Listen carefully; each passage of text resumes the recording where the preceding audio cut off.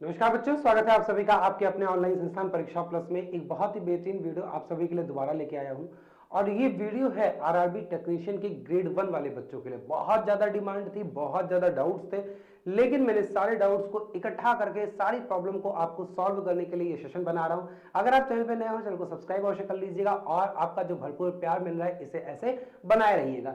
अभी देखा जाए तो आरआरबी टेक्नीशियन में बीएससी वाले, बीटेक वाले, डिप्लोमा वाले जो बच्चे ग्रेड 1 के लिए एलिजिबल हैं, उनके दिमाग में बहुत सारी एम्बिग्युइटीज है। बहुत सारे बीटेक के ट्रेड को लेके, बहुत सारी डिग्री को लेकर, बहुत सारे डिप्लोमा के ट्रेड को लेके। साथ में ही ये बच्चे ये सोच रहे हैं कि हमारे लिए जो वैकेंसी है वो केवल 1092 पदों पर है। मैं आपको बता दूं बच्चों की आपके लिए वैकेंसी केवल 1092 पद पे नहीं, उससे कहीं ज्यादा है और वह है 2352 पद पे। आपके लिए मिनिमम कट ऑफ वाला जोन क्या हो सकता है ये भी मैं बताने वाला हूं और क्यों है सबसे विश्वसनीय वीडियो ये आप समझ जाओगे। और सबसे बड़ी बात है कि 12वीं वाली जो पोस्ट है उस पर आप कैसे फायदा ले सकते हो।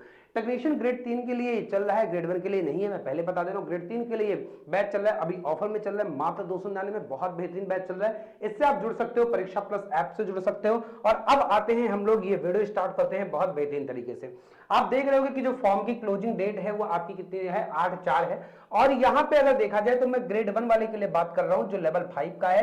यहां पे 29,200 B1 इसमें मेडिकल स्टैंडर्ड मांगा है। मेडिकल स्टैंडर्ड की B1 की अलग मैं वीडियो बना दिया हूं। आप सभी लोग चाहे लेजिक सर्जरी वाले हो वो भी अलाउ हो, आप चाहे 6/9 और 6/12 वाले हो वो भी अलाउ हो, चश्मा लगाने वाले हो वो भी अलाउ हो। आपका बस क्या नहीं होना चाहिए, आपका वो जो 4 आई जैसे नाइट विजन, कलर विजन, इनमें पास हो जाना चाहिए, बस वो आप देख लीजिएगा। 1092 पद आपको लग रहा है कि केवल 1092 पद है, लेकिन 1092 पद से ज्यादा है।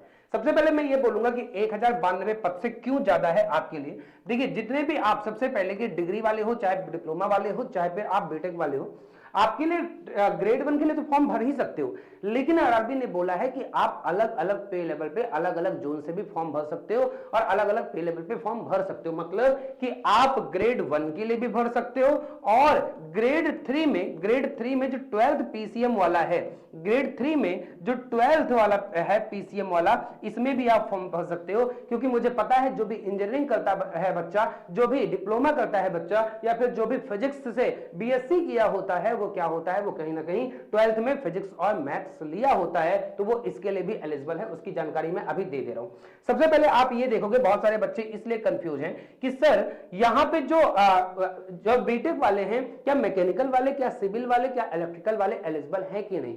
तो एक बार अगर आप देखोगे बेटा, इसमें साफ साफ मेंशन किया हुआ है कि bachelor of science in physics, मतलब कि बीएससी फिजिक्स।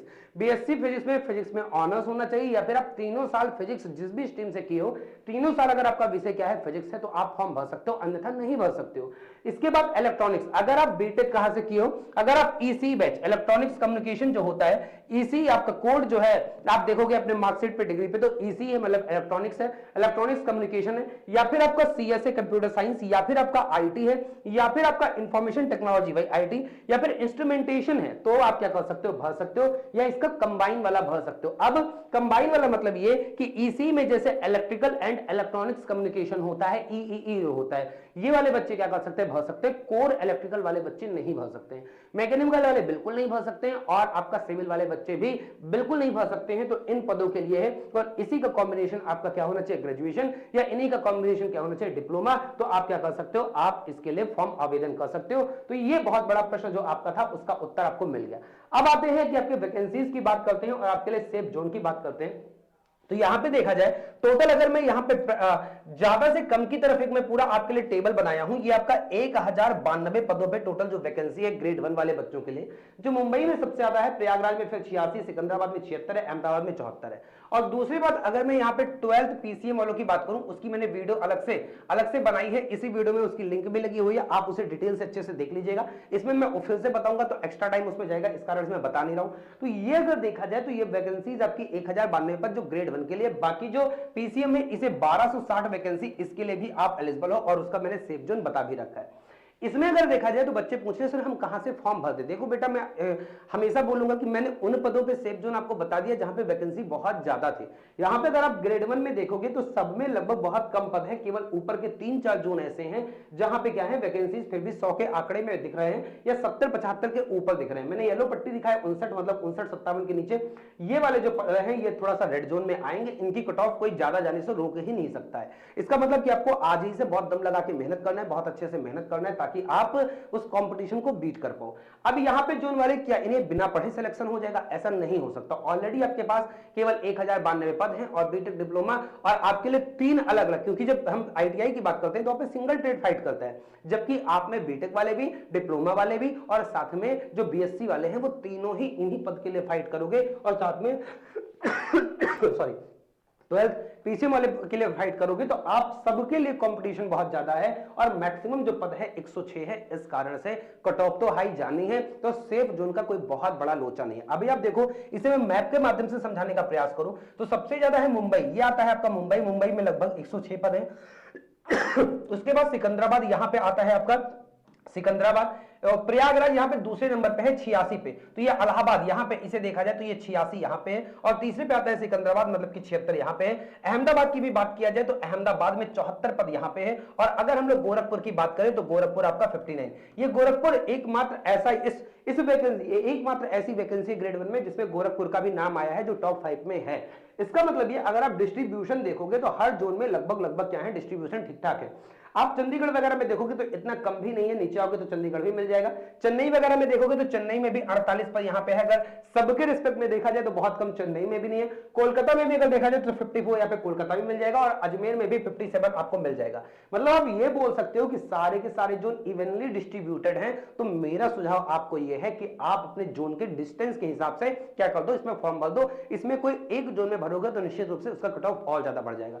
अब हाँ, जैसे पटना वाले बच्चे हैं उनके लिए केवल एक पोस्ट है, तो पटना वाले बच्चे पटना में भरेंगे तो उनसे बड़ा मूर्ख कोई नहीं है, क्योंकि एक पद के लिए ऑलरेडी कंपटीशन जाना है। तो आप अपने नियरेस्ट में जहां पे सबसे ज्यादा हो, जैसे प्रयागराज, आप जाके प्रयागराज में भर दो, ठीक है। पटना से प्रयागराज नजदीक भी पड़ेगा, आप वहां से भर सकते हो। तो ये आप अपने हिसाब से डिस्टेंस और वैकेंसी के हिसाब से देख के फिल्टर करके भर सकते हो। बाकी मैंने आपको बता दिया है कि ये क्या है। बाकी प्रेफरेंस की बात रही तो भाई सिंगल पद में प्रेफरेंस की बात नहीं होती। आप एक तो जब ग्रेड 1 में भरोगे तो आपके फॉर्म में दिखाएगा कि केवल आप किसके लिए, सिग्नल वाले पोस्ट के लिए एलिजिबल हो, आप उसी का प्रेफरेंस होगा, उसमें प्रेफरेंस की बात नहीं आती है। और दूसरी बात, अगर आप 12th वाले करोगे तो उसमें भी पोस्ट नंबर 15 के लिए एलिजिबल हो, उसमें भी आपकी प्रेफरेंस की बात नहीं आती है। तो दोनों में भी प्रेफरेंस का कोई नाम है ही नहीं। इस कारण से आप लोग बोल रहे थे सर इस पे वीडियो क्यों नहीं बना रहे थे, इसीलिए मैं वीडियो नहीं बना रहा था, क्योंकि इसमें कुछ ज्यादा बताने को था ही नहीं और यहाँ पे आपको अपनी समझदारी से काम लेना था। तो बहुत सारे डाउट्स आपके क्लियर हो गए हैं। जो सिग्नल वाले बच्चे हैं या फिर जो बीटेक और डिप्लोमा और बीएससी वाले बच्चे हैं उनका डाउट क्लियर हो गया।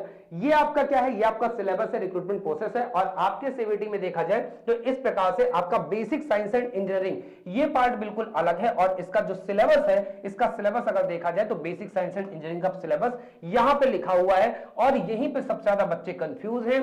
अब इसकी वीडियो में आपको नेक्स्ट वीडियो में लाके बताऊंगा कि किस प्रकार से आपको बेसिक साइंस एंड इंजीनियरिंग जो 35 पार्ट है वो कैसे कवर करना है। बाकी अगर आप क्या पढ़ना चाह रहे हो, जनरल अवेयरनेस, आप इंटेलिजेंस, आप basic of computer application, mathematics, computer तो नहीं पढ़ाया जाएगा, बाकी ये 3 आपका क्या है ग्रेड 1 वाले, ग्रेड 3 वाले में कवर हो जाएगा। आप उससे जुड़ सकते हो। कंप्यूटर में भी हम जितना मदद कर सकते हैं वो मदद आपको कर देंगे। आशीष सर बहुत बेहतरीन तरीके से आपका जो पब्लिक वीडियो वो करवा देंगे।